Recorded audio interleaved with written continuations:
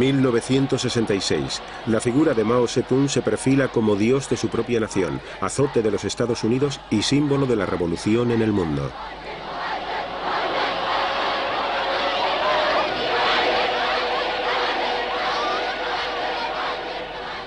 Seis años después, Mao abrazaba al enemigo.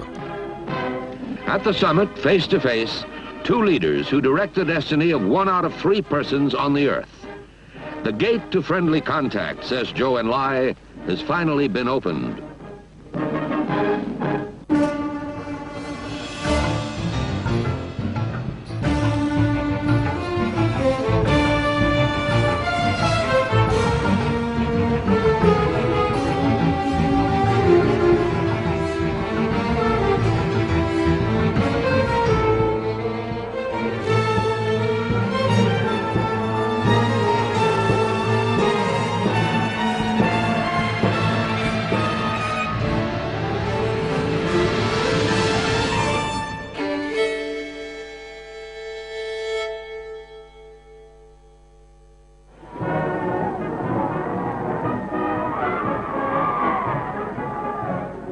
En 1949, estalla la revolución en China. Los soldados del Ejército Popular de Liberación fueron recibidos como héroes en Beijing. Guiados por Mao Zedong, los comunistas habían triunfado en la guerra civil contra los nacionalistas. Los soviéticos no les habían apoyado tanto como hubieran debido. Los chinos opinaban que la victoria era fruto de su propio esfuerzo. El Partido Comunista parecía maravilloso. Era democrático, igualitario y prometía que a nadie le faltarían alimentos. Es natural que mi espíritu se empapara de los ideales comunistas.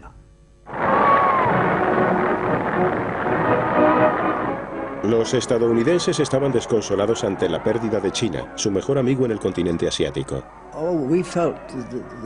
Sentimos que habían traicionado todas nuestras esperanzas y nuestras expectativas con respecto a ellos. Nos habíamos implicado emocionalmente con ellos y ahora nos hacían algo así. Nos abandonaban para hacerse comunistas.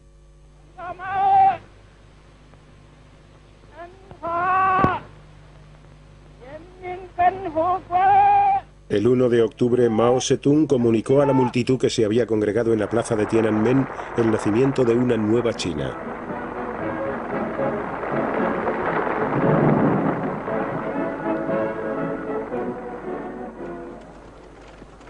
El país estaba sumido en el caos y agotado tras años de guerra. Mao necesitaba ayuda externa. Una de las primeras cosas que hizo Mao fue visitar Moscú para conseguir protección militar y ayuda económica. El primer ministro Molotov y el Politburó casi en su totalidad fueron a recibirle a la estación.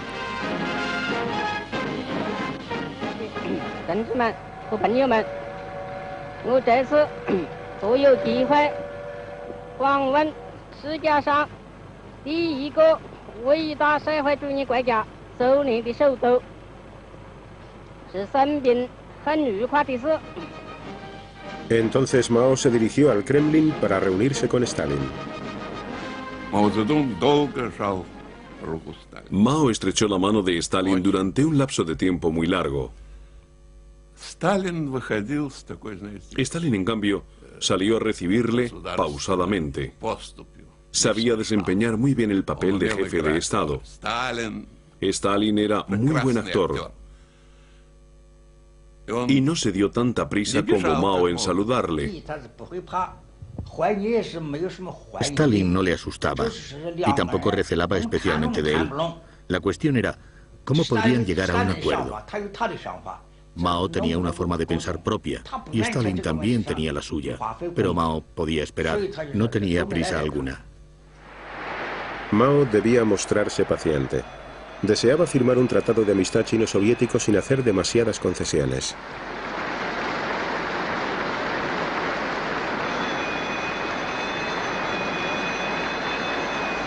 Pero Stalin, que desconfiaba tanto de Mao como Mao de él, tampoco tenía prisa. La visita de Mao se prolongó 2 meses. Durante este periodo hizo un recorrido por las fábricas y asistió a la proyección de inspiradoras películas sobre algunos dirigentes rusos, como por ejemplo el zar Pedro el Grande.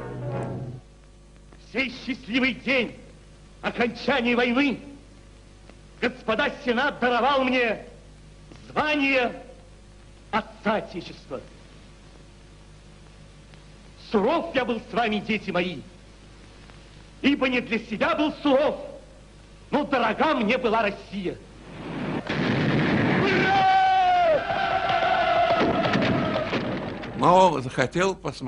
Mao quería ver el mar. Nunca había visto el mar de verdad. Y Stalin dijo, por supuesto. A las afueras de Leningrado está el Golfo de Finlandia, que es como el mar. Aquí tienes un tren y un guía. Ve, que lo disfrutes. En febrero de 1950, soviéticos y chinos firmaron un tratado de defensa mutua en el que también estaba incluida la asistencia que China necesitaba. En aquella época todos creíamos que entre Moscú y los comunistas chinos existían unos vínculos muy fuertes que les mantenían codo con codo. Muchos consideraban que esto formaba parte de una conspiración a escala mundial y por lo tanto opinaban que esta alianza era aterradora. No obstante, para Mao, China era siempre lo primero. Mao dijo: podemos firmar un tratado que nos comprometa durante 10, 20 o 50 años. Pero no debe dejarnos atados de pies y manos. Mao aceptó gustosamente la ayuda de los expertos soviéticos para reconstruir la industria china. Procedíamos de la Unión Soviética, donde la base de la economía estatal eran los planes. De modo que les explicamos a nuestros camaradas chinos que el plan era el fundamento de toda la industria y del desarrollo del país y de la economía. Pero no solo de la economía, sino también de otras ramas del conocimiento.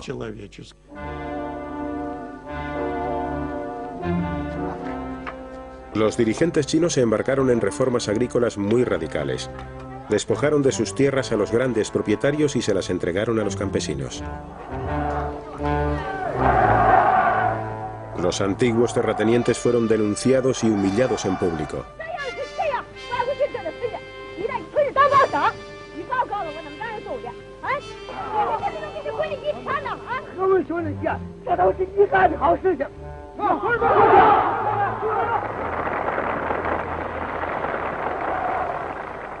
Más de 1 millón de terratenientes perdieron la vida. En junio de 1950, Corea del Norte, que contaba con el respaldo de soviéticos y chinos, atacó Corea del Sur. The sudden attack by the North Koreans dealt the slender forces below the 38th parallel a mortal blow. The prompt arrival on the scene of U.S. soldiers gave Marshal Stalin and his cold-eyed strategists a rude shock. Las fuerzas reunidas bajo las órdenes de un comando de las Naciones Unidas obligaron a los invasores a retroceder hasta la frontera china. El país que Mao gobernaba temía que llegaran a atacar su propio territorio.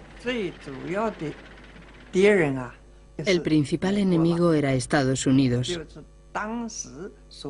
Toda la propaganda de aquella época iba contra ese país.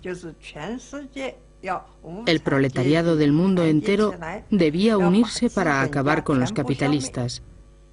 Y puesto que Estados Unidos era un país capitalista, debía desaparecer. Bajo el estandarte que rezaba «Ayudemos a Corea», abajo con el imperialismo de los Estados Unidos, más de 1 millón de soldados chinos cruzaron la frontera que separaba su país de Corea.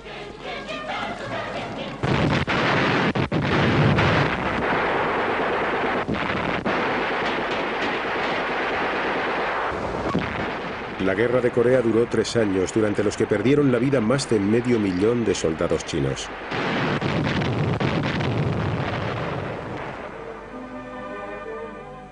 En China, los espectadores que acudían al cine podían ver películas de cosechas extraordinarias y nuevos récords industriales.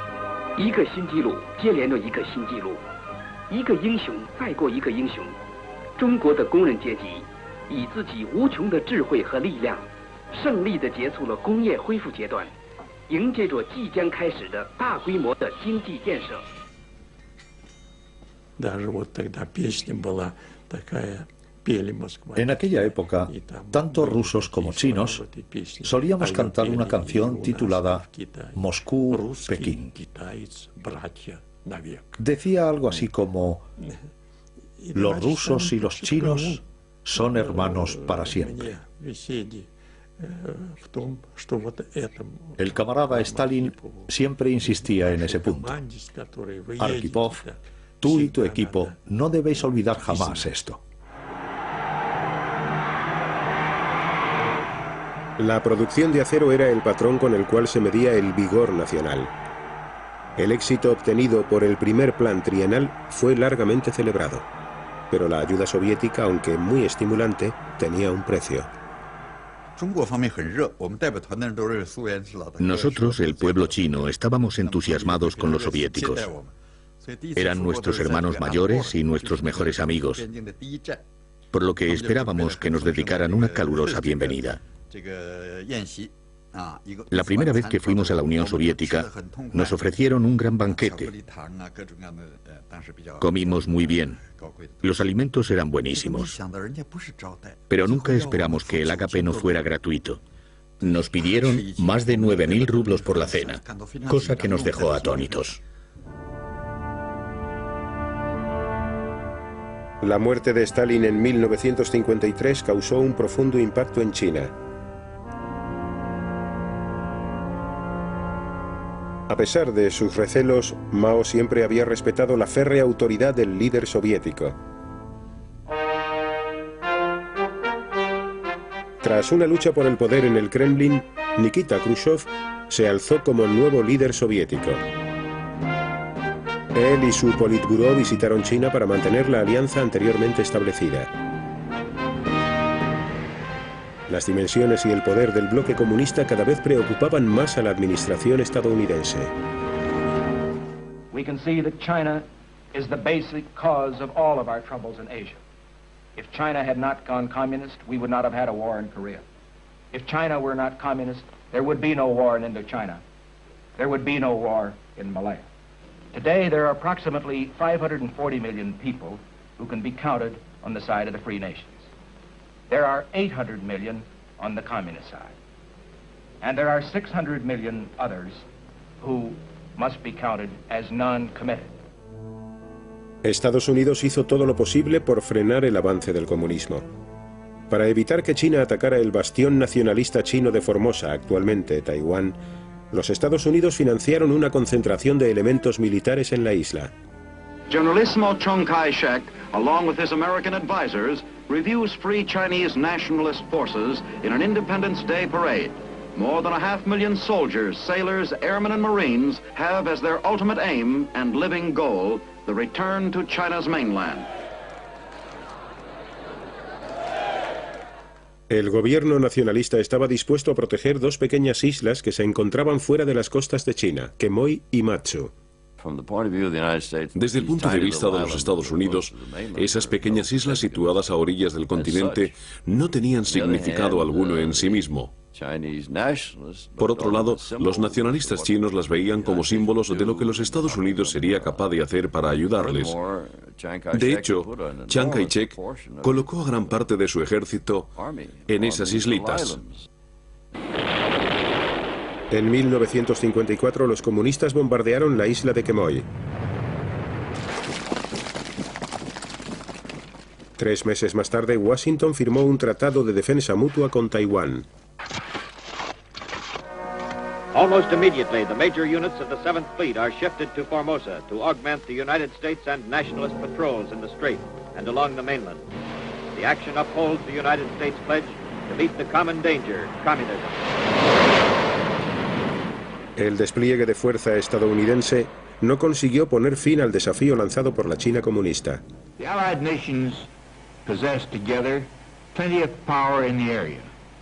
The United States in particular has sea and air forces, now equipped with new and powerful weapons of precision. La posibilidad de guerra total cada vez estaba más cerca. Estados Unidos comenzó a hacer amenazas nucleares. Eisenhower nunca dijo que utilizaría armas nucleares, pero esencialmente lo que Dulles y él decían era: disponemos de armas nucleares y en caso de conflicto formarán parte de nuestro arsenal. En pocas palabras, querían decir que si las necesitaban para imponerse a alguien, las utilizarían. Regular target training keeps every pilot in combat readiness at all times.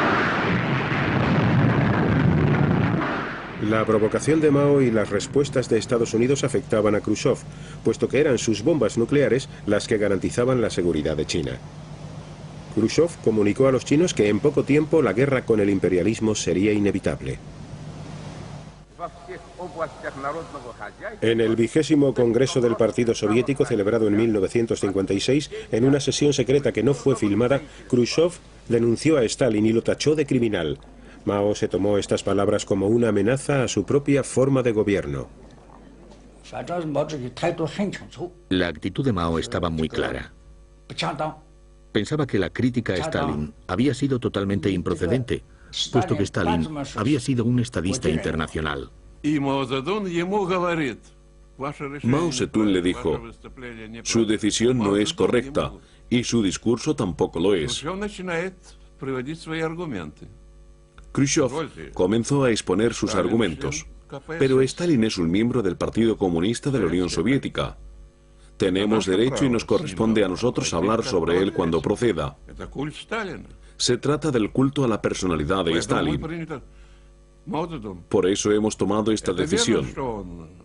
Mao Zedong le contestó: es cierto que es un miembro de vuestro partido, pero también es el líder del movimiento revolucionario en todo el mundo.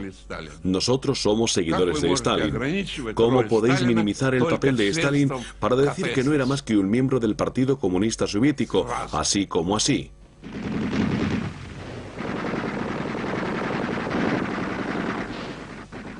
En octubre de 1956, los húngaros se levantaron contra la dominación soviética. Mientras que Khrushchev dudaba, Mao exigía una enérgica ofensiva contra el pueblo húngaro. Mao se desplazó a Moscú para celebrar el 40 aniversario de la Revolución Soviética y aprovechó la ocasión para asumir el mando y alzarse como nuevo líder de la Revolución Mundial.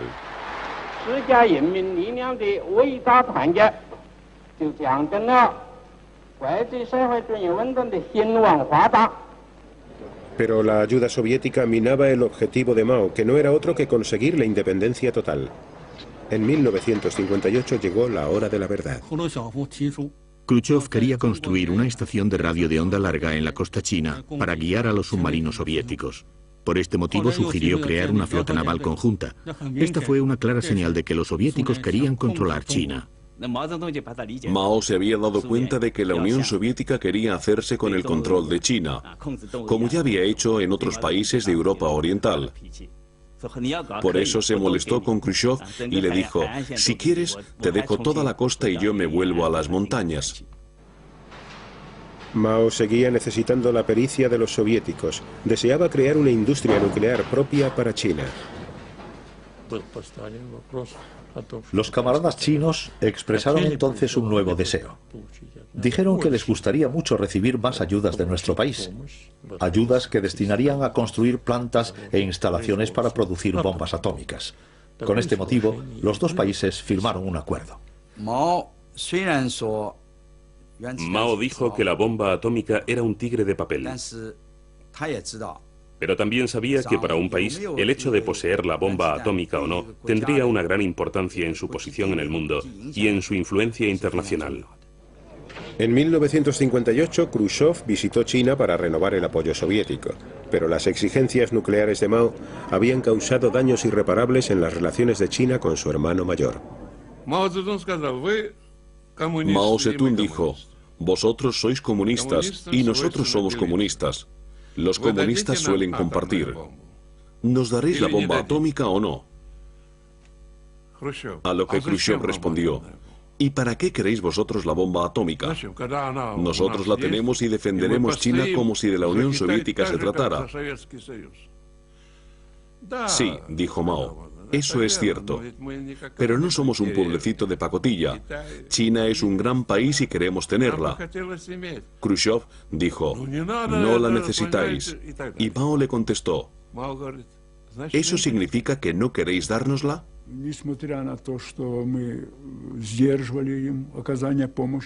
A pesar de que tratamos de reducir el envío de armas nucleares a China, ya les habíamos proporcionado los planos y casi toda la asistencia necesaria para construir la bomba atómica. En su siguiente visita a Beijing, Khrushchev acababa de regresar de los Estados Unidos, donde había sido el invitado de Eisenhower. Tras una gélida pero cortés bienvenida, Khrushchev fue acusado de ser un títere de los estadounidenses. El jefe de gobierno soviético protestó enérgicamente y dijo que esa no era forma de hablar a un líder comunista. El ministro de Asuntos Exteriores de Mao, el mariscal Chen Yi, estaba gritando a Khrushchev. Le dijo, tú no eres más que un líder político, pero yo soy un mariscal y puedo decir lo que me apetezca. Ese argumento tuvo un gran peso en las relaciones chino-soviéticas. A partir de ese momento no consiguieron ponerse de acuerdo en las principales cuestiones y terminaron separándose. La lucha por alcanzar la posición predominante en el mundo comunista había comenzado. Eran dos déspotas, cada uno a su manera, por lo que no podían cooperar. En el campo comunista, la cuestión que se planteaba era la siguiente. ¿Quién de los dos era el número uno? ¿Quién era el zar?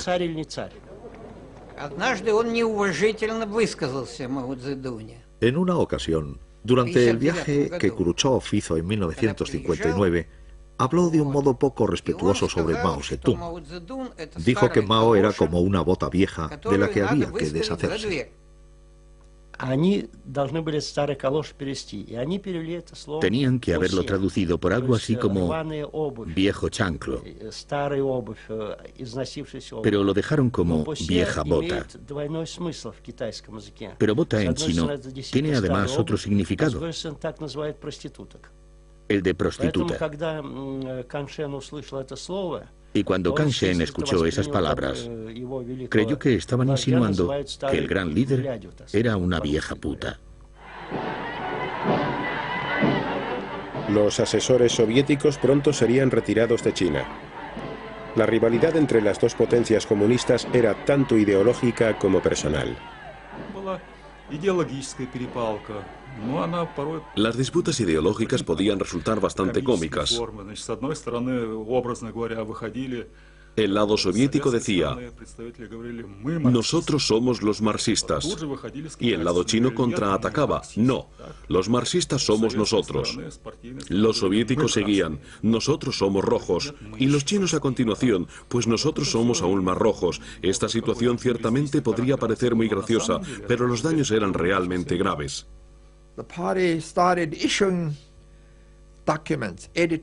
El partido comenzó a emitir documentos y a publicar editoriales que atacaban el revisionismo soviético. Desde ese momento, entre otros lemas, tuvimos que gritar «Abajo con el revisionismo soviético», que más tarde derivaría en «Abajo con Khrushchev».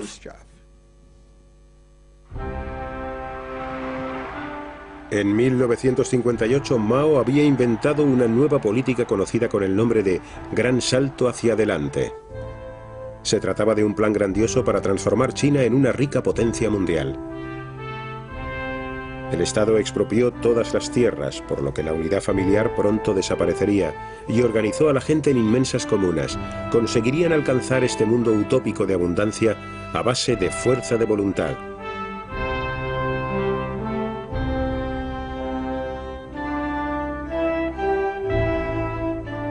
Los métodos de Mao serían una versión extrema de la brutal colectivización que llevó a cabo Stalin en los años 30. El gran salto hacia adelante era una especie de proyecto temerario. Mao deseaba cambiar el aspecto de China en el menor tiempo posible. Su lema era: hay que luchar a fondo durante 3 años para cambiar el rostro de China y ponernos al nivel de los británicos y estadounidenses, aspiración decididamente poco realista. Puesto que el acero seguía siendo el símbolo clave de la vitalidad nacional, todo el país volvió a los hornos de la etapa preindustrial. La gente trabajaba día y noche para producir cantidades masivas de metal inútil. La ciudad más grande de China es Shanghái. Cuando el gran salto hacia adelante estaba en su punto álgido, me desplacé hasta esa ciudad. Entonces subí al tejado de una casa bastante alta y desde allí pude ver que todo Shanghái estaba en llamas. En los patios de todas las casas estaban fundiendo acero. Dejaron que las cosechas se pudrieran e ignoraron el sentido común y los conocimientos científicos. Nadie osaba decir la verdad ante el temor de ser víctima de un arresto, o quizá de algo peor. Las mentiras del gran salto hacia adelante eran absolutamente increíbles. Quienes no accedían a repetir esas falsedades eran relegados en su trabajo o simplemente les despedían. En los tiempos del gran salto hacia adelante, el pueblo chino aprendió a mentir. A los agricultores les quitaban la comida para elaborar cuotas falsas. Fue uno de los peores desastres causados por la mano del hombre que se han visto a lo largo de la historia. Teníamos que comernos la farfolla, es decir, la cáscara del grano, ni siquiera el grano mismo. Comíamos hojas de los árboles y todos terminamos enfermando de hepatitis. Muchos agricultores murieron de hambre, aunque nadie sabe con exactitud cuántos. Debido a la política de Mao, más de 30 millones de personas murieron de inanición. Mientras tanto, Mao, que ocultaba la catástrofe, seguía representando el papel de líder del mundo comunista. Al sufrir el bloqueo de Washington y de las Naciones Unidas, China se convirtió en el campeón de las causas anti-estadounidenses. Los dirigentes del tercer mundo y los intelectuales occidentales se reunieron en Beijing. En Moscú, Khrushchev trataba de conseguir una coexistencia pacífica con Occidente. The Kremlin is the setting of an historic event, the signing of an atom test ban. The big three representatives, Dean Rusk, Andrei Gromyko, and Lord Hume, signed for the US, Russia, and Britain. Most other nations of the world, with the notable exception of France, Communist China, and Cuba, are to sign later. Communist China has denounced the Soviets for making the treaty, widening further the breach between the two communist powers. La reacción de Mao ante el Tratado de Prohibición de Pruebas Nucleares fue muy desafiante.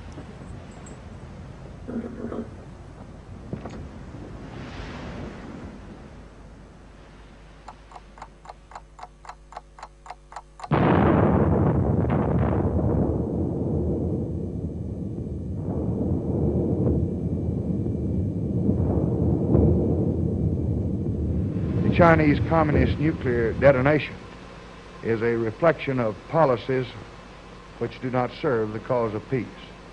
But there is no reason to fear that it will lead to immediate dangers of war. The nations of the free world will recognize its limited significance and will persevere in their determination to preserve their independence.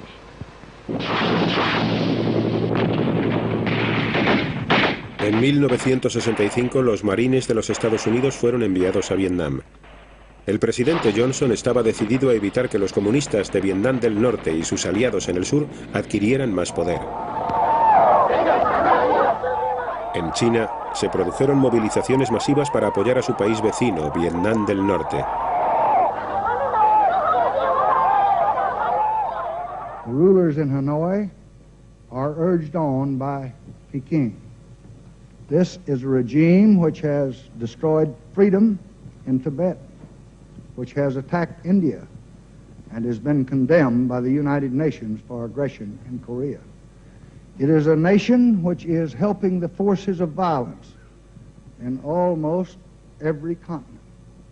The contest in Vietnam is part of a wider pattern of aggressive purposes.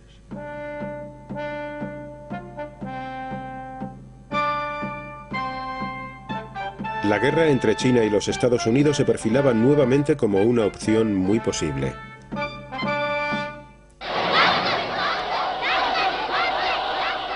Angustiado por el fracaso de su gran salto hacia adelante, Mao luchaba por mantener su dominio en toda China.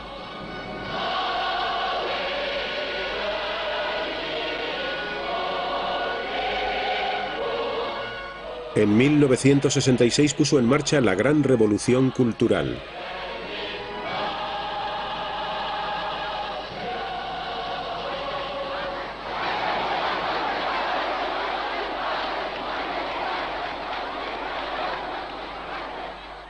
No fue capaz de realizar un milagro económico, de modo que en 1966 lo intentó con un milagro político.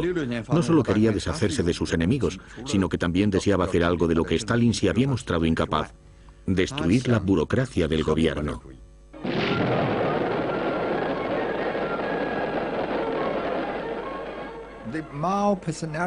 El culto a la persona de Mao no llegó a su máximo desarrollo hasta la Revolución Cultural.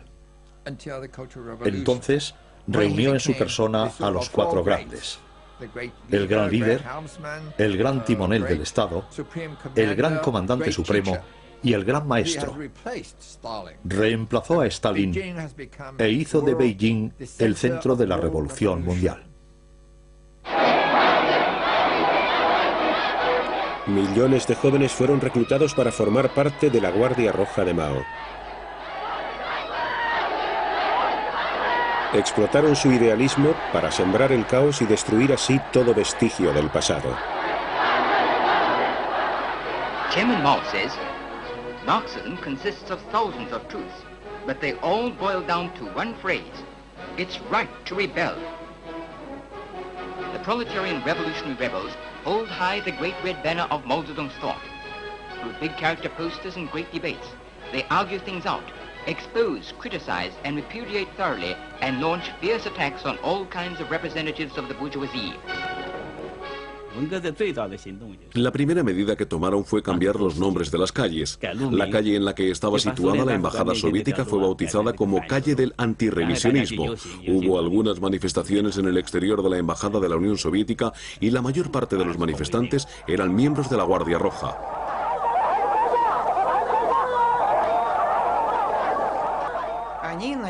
Por la mañana colgaron a unos muñecos que representaban a Brezhnev, Kosygin y Podgorny.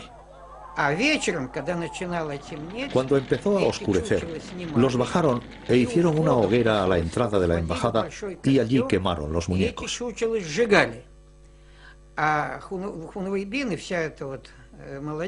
La Guardia Roja y los jóvenes se reunieron en torno al fuego, bailando y gritando consignas antisoviéticas.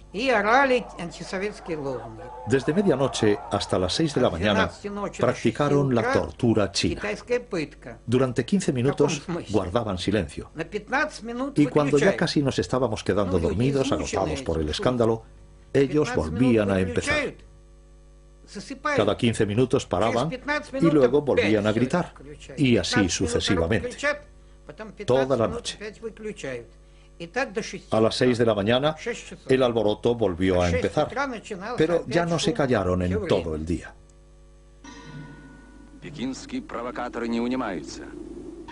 En 1969, la tensión en la frontera que separaba a Rusia de China cada vez era más tensa.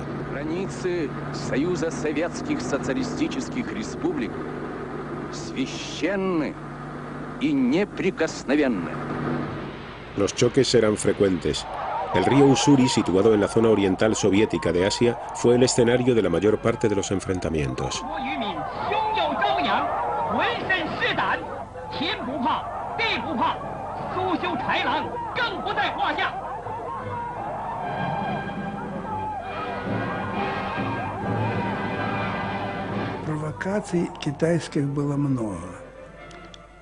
Los chinos nos provocaban constantemente. Cruzaban la frontera en grupos muy numerosos. Pero ¿qué podíamos hacer nosotros? No hubiera sido una buena idea dispararles. ¿Cómo deshacernos de ellos entonces? Era un problema de difícil solución, de modo que las cosas empeoraron. Y la culpa de todo esto era en gran parte de los chinos. Las imágenes de miembros del pueblo chino que se mostraban muy agresivos en las fronteras aumentaron los temores soviéticos de que se produjera una invasión. Siberia y Extremo Oriente eran zonas con escasa densidad de población, de manera que, ¿por qué no dejar que millones de chinos comenzaran a trasladarse allí? Los escritores nos habían prevenido sobre el peligro amarillo. Creían que los chinos podrían llegar a intentar conquistar Europa, atravesando para ello Rusia. La Unión Soviética contaba con un arsenal nuclear y con 1 millón de tropas situadas a lo largo de toda la frontera entre su país y China. Al norte de Beijing solo había llanuras, por lo que si la Unión Soviética decidía atacar a China, en menos de una semana los rusos llegarían con sus tanques a Beijing. En marzo de 1969 se libró una batalla por el control de una diminuta isla situada en el río Ussuri. La escalada en las hostilidades mutuas resultaba muy peligrosa. Nuestra CIA estimaba que las posibilidades de que la Unión Soviética atacara a China con armas nucleares eran de 1 entre 3. Y eso deja constancia de lo fundados que eran nuestros temores. Mientras tanto, en 1969, los chinos seguían construyendo sin descanso grandes refugios subterráneos bajo sus ciudades. Lo cierto es que todos teníamos miedo de la guerra, que poco a poco iba tomando forma. La finalidad de esta inmensa red de refugios subterráneos era resistir a un ataque nuclear. En Moscú, un gran número de ciudadanos soviéticos se manifestaron a las puertas de la embajada china. La prensa soviética dio a entender que existía la posibilidad de que estallara una guerra nuclear entre la Unión Soviética y China. No creo que nadie en Moscú tuviera verdaderamente la intención de lanzar un misil sobre China. Hubiera sido una locura. Pero algunas de las personas con las que yo me relacionaba en los círculos diplomáticos me comentaron que no estaría mal darles con un misil en la cabeza a los chinos. El primer ministro soviético Kosygin visitó Beijing en octubre de 1969 para detener una posible guerra y para reanudar las relaciones entre los dos países. Cuando Zhou Enlai se encontró con Kosygin en el aeropuerto de Beijing, le dijo: si atacáis nuestras instalaciones nucleares con armas atómicas, será como si nos declaraseis la guerra. Como si estuvierais invadiendo nuestro territorio. China no dudará en responder. Mao, que temía la beligerancia de Moscú, ya había decidido que deseaba mejorar sus relaciones con Estados Unidos.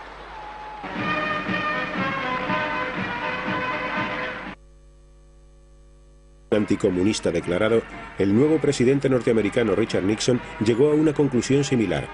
Para limitar el poder soviético y terminar de una vez por todas la guerra de Vietnam, tendría que iniciar un acercamiento hacia China. Con su nuevo consejero de Seguridad Nacional, Henry Kissinger, Nixon desarrolló una política exterior que sacaba provecho de la hostilidad entre los dos colosos comunistas. Después de pasar unos minutos en el despacho, comenzamos a caer en la cuenta de que existían auténticas tensiones entre Rusia y China. Además, aunque nosotros habíamos comenzado opinando lo contrario, probablemente fuera la Unión Soviética y no China la causante de ese malestar. La primera señal que emitió Beijing de que habían decidido reanudar las relaciones diplomáticas entre los dos países llegó durante un partido de tenis de mesa. En 1971, mientras jugaba en Japón, el equipo estadounidense recibió una inesperada invitación para visitar China. I think it's a wonderful opportunity to go to China because not very many people get there, and I feel it's a great opportunity to play against the top players and be able to take some of this knowledge home, and I think it's also a step in our political relations with China. Las películas caseras de los miembros del equipo ofrecieron las primeras imágenes de China que los estadounidenses habían visto en 20 años.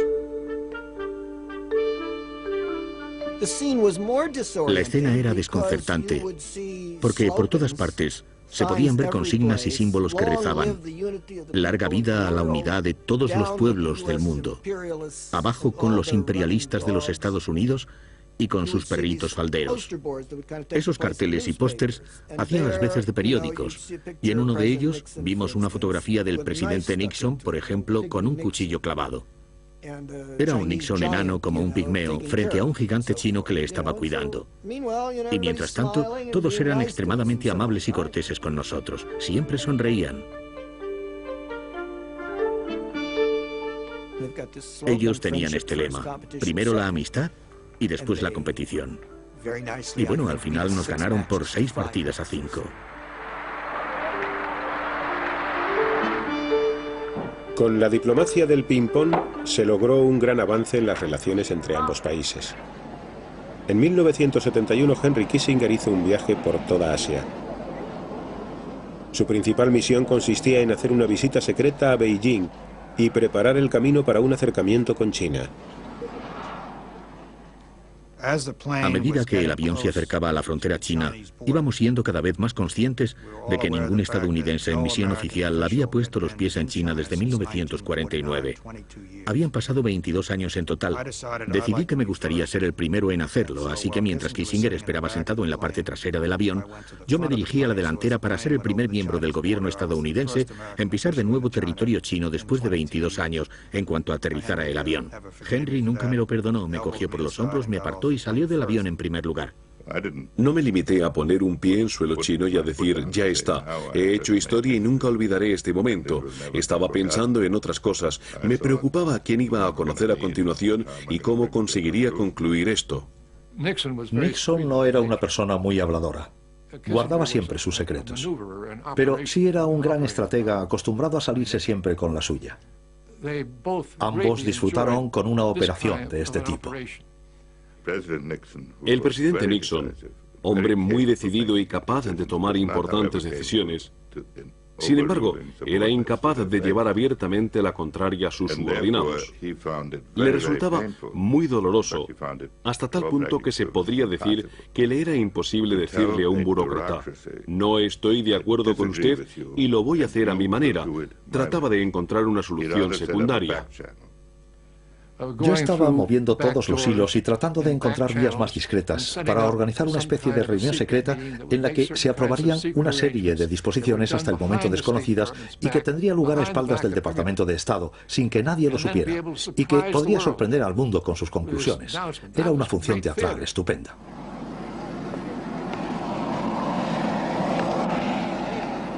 El viaje de Nixon a Beijing cambió la inclinación de la balanza de la Guerra Fría.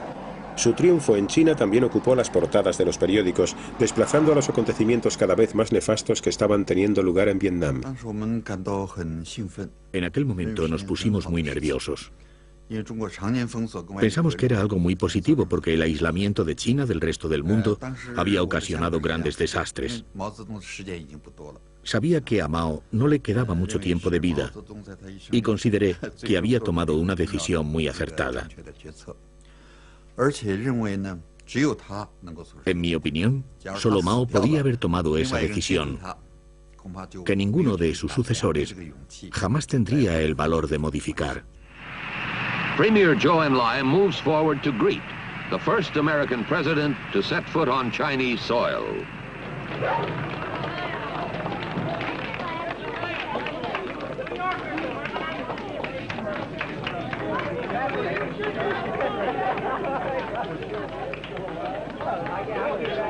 East meets West as a handshake bridges 16,000 miles and 22 years of hostility.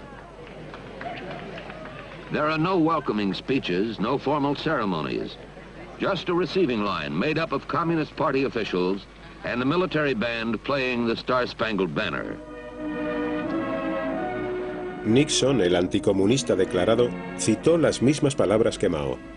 So many deeds cry out to be done, and always urgently. The world rolls on. Time passes. 10,000 years are too long. Seize the day. Seize the hour. This is the hour. This is the day. Peking newspapers, which had played down the Nixon visit, now give it front-page coverage. Dealers sell out as readers follow day by day the president's activities.